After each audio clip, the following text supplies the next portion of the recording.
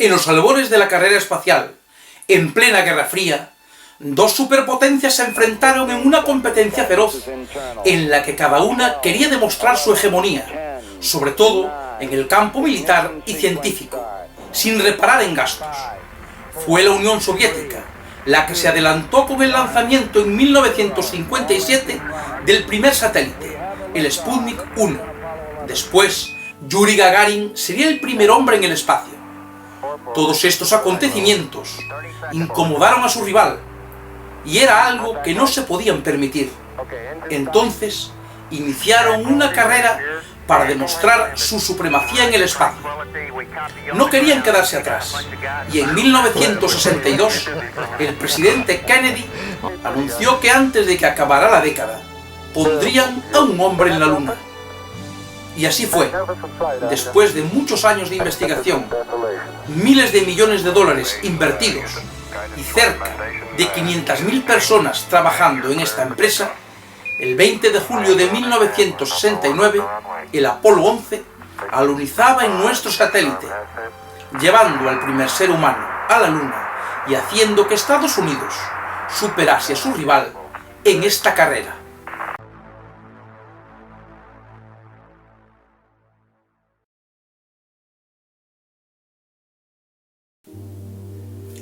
Hola amigos y gracias por asistir a un nuevo programa de Ultra Misterio Enigma. La verdad es que estas misiones Apolo siguieron hasta la número 17 en 1972. Había preparada una Apolo 18, pero se canceló el programa, al igual que las investigaciones sobre la construcción de una supuesta base lunar de la cual saldrían los primeros humanos hacia Marte. Esta pasada semana se han cumplido 50 años de este hito científico, y a pesar de las numerosas ilusiones que creó para un futuro de exploraciones espaciales, la cruda realidad es que en 50 años no se ha vuelto a poner a ningún ser humano ni en la superficie de la Luna, ni en la de ningún otro cuerpo. Ahora, en Estados Unidos están trabajando en el programa Artemis, con la intención de volver a la Luna y recuperar el antiguo proyecto de base lunar y después ir a Marte. Pero por la falta de presupuestos, la cosa se está complicando y cada vez las fechas se retrasan más. Probablemente se vuelva a la Luna, pero lo de la base lunar y Marte aún quedará muy lejano. Hay que darse cuenta de que entre el primer vuelo de los hermanos Wright en 1903 en Ohio y la llegada a la Luna solo pasaron 66 años. La competencia entre las superpotencias generó un desarrollo desmesurado, sobre todo en los años 50 y 60 del pasado siglo, que hizo que esto fuera posible. Este progreso tan rápido llevó a muchos directores de cine y científicos de la época a imaginarse un futuro en el que en los años 90 o 2000 habría una humanidad con grandes bases espaciales y grandes naves que surcarían el espacio para la conquista de otros planetas, como por ejemplo en la película 2001 Odisea del Espacio. Pero la verdad es que la realidad fue mucho más decepcionante. Después de 50 años no tenemos nada de eso, y no hemos vuelto a la Luna. Entonces, con tantas dudas, esta situación ha provocado, no sin razón, que mucha gente empezara a dudar sobre si la llegada del hombre a la Luna había sido real o un gran montaje grabado en un plató de televisión para engañar a todo el mundo, principalmente a la Unión Soviética. Algunos dicen que esta teoría de la conspiración ya fue iniciada por un científico de la NASA, que había bromeado sobre el tema en 1969. Incluso la propia NASA, en 1977, tuvo que sacar un comunicado para desmentirlo. Pero lo cierto es que a lo largo de todo este tiempo han ido apareciendo nuevas incógnitas que enfrentan a científicos contra los que creen que se ha tratado de una gran conspiración. Con motivo de este 50 aniversario, en Ultra Misterio Enigma no quisimos dejar pasar la ocasión y vamos a recordar los argumentos y las dudas más importantes que suelen presentarse a la hora de hablar del viaje lunar, con su correspondiente explicación científica, para que vosotros, amigos, podáis opinar sobre cuál os parece más convincente, fraude o realidad. La primera incógnita es la siguiente. La NASA contrató a Stanley Kubrick para rodar la llegada a la Luna en un hangar secreto. Hasta existe un documental. La explicación a esto sería que el documental se titula Shooting Stanley Kubrick, y la persona que sale en él no es Stanley Kubrick. Es un documental falso, y la propia familia de este director afirmó que la historia es falsa y que nunca había sido entrevistado por el periodista que sale en el documental. Además, en el año en el que se grabó ese supuesto documental, aún no existían ciertas cámaras que serían necesarias para grabar de esa forma en la Tierra, por ejemplo, a cámara lenta. Otra duda que se suele presentar es: si llegamos a la Luna, ¿por qué en todo este tiempo no hemos vuelto? La explicación sería que fácilmente es por falta de dinero y porque no es rentable. En el momento se hizo por el ansia de competencia y de superar a la Unión Soviética, lo que provocó grandes inversiones, y con ellas se pudieron desarrollar grandes avances en el campo de la investigación espacial. En 1965, el presupuesto de la NASA era el 4,5% del Producto Interior Bruto de Estados Unidos. Se calcula que el programa Apolo costó 24.000 millones de dólares, de los cuales se recuperó muy poco. Si ajustamos la inflación, hoy serían más de 150.000 millones. Una inversión difícil de asumir por cualquier país, aunque hay que tener en cuenta que el presupuesto militar de Estados Unidos en el año 2018 fue de casi 500.000 millones de dólares. Todo depende de cuáles sean sus prioridades y de los beneficios que se puedan obtener. Siempre prevalece el interés monetario antes que el científico. Otra incógnita que se suele presentar es: no había tecnología de aquella época suficiente para ir a la Luna. La explicación sería que en los años 60 la NASA ya tenía tecnología punta muy avanzada para esa época, que no estaba al alcance del resto de la población. La NASA ya poseía ordenadores y una versión muy antigua de Internet. Está claro que comparado con la tecnología de hoy, no parece gran cosa. Pero esos ordenadores no necesitaban de grandes gráficos, ni gran sonido, ni siquiera pantallas. Su misión solo era realizar cálculos y almacenar datos, además de emitir avisos de mal funcionamiento de algún sistema. Los astronautas tenían que introducir comandos para activar el programa que querían. Normalmente no memorizaban todos los comandos, solo los más importantes, porque en la nave llevaban un libro con todos los comandos y avisos, y ciertos protocolos a seguir en caso de emergencia. Tecnología más que suficiente para controlar el módulo lunar. Incluso hoy en día, en las misiones espaciales, se usan procesadores de hace unos años, no los más modernos, porque son suficientes y lo que prima es la fiabilidad. Si tienen algo que funciona muy bien, tardan mucho en cambiarlo. Otra de las incógnitas que existen es que el ser humano no puede atravesar los cinturones de Van Allen porque generan una radiación tan potente que mataría a cualquier ser humano. La explicación a esto es que los cinturones de Van Allen son una zona del campo magnético que envuelve a la Tierra e interactúa con el viento solar. La radiación que hay en esta zona es de tipo electromagnético, por lo que afecta más a los aparatos que a las personas.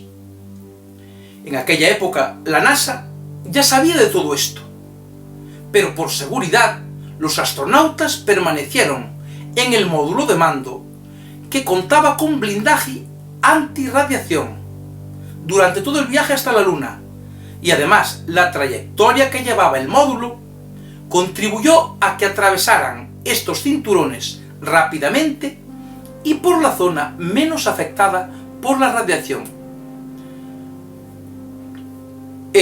Otras incógnitas que aparecen suelen presentarse en las fotos. Por ejemplo, en la de esta huella. ¿Por qué la huella que dejó Armstrong es perfecta como si la superficie de la Luna estuviese húmeda? Primero, la famosa huella no es de Armstrong, sino de Aldrin, que cuando bajó del módulo detrás de su compañero, pisó encima de su huella. La superficie de la Luna está compuesta por regolito, un material parecido a la ceniza volcánica, que se comprime fácilmente y gracias a la falta de atmósfera y a la microgravedad, mantiene la forma perfectamente. ¿Dónde están las cámaras con las que se quitan las fotos? Porque en ningún momento se les ve una en las manos. En estos trajes espaciales, la cámara está instalada en el pecho. Si os fijáis, los astronautas cuando quieren sacar una foto, se tocan esa zona. ¿Por qué la bandera ondea si no hay viento? ¿Y cómo se mantiene recta? Es cierto que en la Luna no hay atmósfera ni viento, pero esta bandera es especial. Se mantiene recta porque lleva una varilla de metal por dentro y parece ondear porque conserva la inercia del movimiento y en el vacío tarda en recuperar la forma. Aparte de esto, esa bandera estaba confeccionada con una tela especial que podía moldearse para dar la sensación de estar ondeando. ¿Quién filmó a Armstrong si fue la primera persona en bajar? Pues el módulo lunar llevaba incorporado un brazo con una cámara y este fue desplegado justo antes de que Armstrong bajara a la superficie, para que todo estuviera preparado para realizar la famosa foto. ¿Por qué los propulsores del módulo lunar no dejaron un cráter en la superficie? En este apartado hay un desconocimiento de cómo se desarrolla el aterrizaje de una nave en un cuerpo diferente a la Tierra. Momentos antes de tomar contacto, el módulo lunar puso sus propulsores al mínimo, ya que en la Luna la gravedad es mucho menor y prácticamente solo tenía que contrarrestar su peso. Por eso, los gases que salían de las toberas no eran muy potentes. No lo eran tanto como para dejar un cráter. Por otra parte, en el vacío, los gases tienden a expandirse y no concentrarse en un solo punto. Por eso, no hay ningún cráter. ¿Por qué no se ven estrellas en las fotos? Ya que no existe atmósfera. No existe atmósfera, pero la superficie lunar refleja mucha luz, al igual que los trajes de los astronautas, y para que salgan bien las fotos en estas condiciones, hay que cerrar el diafragma de la cámara y reducir el tiempo de exposición, que fue lo que hicieron los astronautas. Para que pudieran verse las estrellas, habría que aumentar el tiempo de exposición, lo que haría que las fotos salieran prácticamente blancas. Todas las fotos se ven muy nítidas, como si estuvieran corregidas. Este efecto se debe a que en la Luna no hay aire ni atmósfera que haga de lente y altere los tonos. Por eso las fotos se ven tan perfectas. El dibujo de las huellas en la Luna no es como el de las botas de los trajes. Esto se dijo en 2015, cuando sacaron unas fotos en el Museo Smithsonian de un traje de la misión Apolo, en la que se ve que las botas no tienen en la suela el dibujo con el que se dejó la huella, la famosa huella.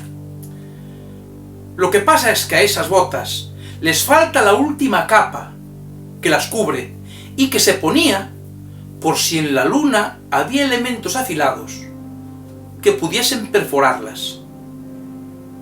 Otra duda que suele presentarse es: las sombras no son paralelas, lo que demuestra que había focos. La forma de las sombras se debe a la orografía del terreno lunar.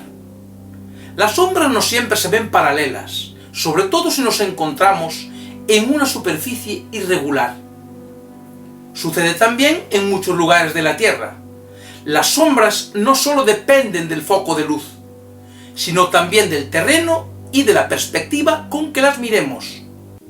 Además, si hubiera focos, en vez de haber una sombra en cada dirección, tendría que haber dos.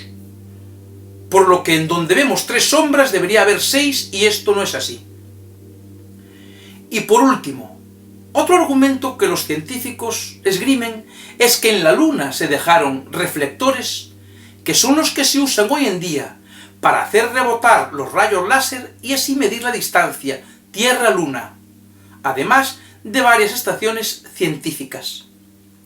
También se trajeron a la Tierra unos 380 kilos de rocas lunares y algunos restos de la sonda Surveyor. Estas son las cuestiones más importantes que los defensores y detractores del viaje a la Luna usan para argumentar sus ideas. Posiblemente con el paso de los años irán apareciendo aún más incógnitas. Pero amigos, sobre estas, ¿qué pensáis? ¿Qué versión os convence más? ¿Las dudas de los que creen que fue un fraude o las explicaciones de los que defienden el viaje lunar? Como siempre amigos, esperamos vuestras opiniones en los comentarios, y si te gusta este programa, no olvides dar like y suscribirte. Sin más, gracias por estar ahí y nos vemos en el próximo programa de Ultramisterio Enigma. Hasta pronto amigos, que todo vaya bien.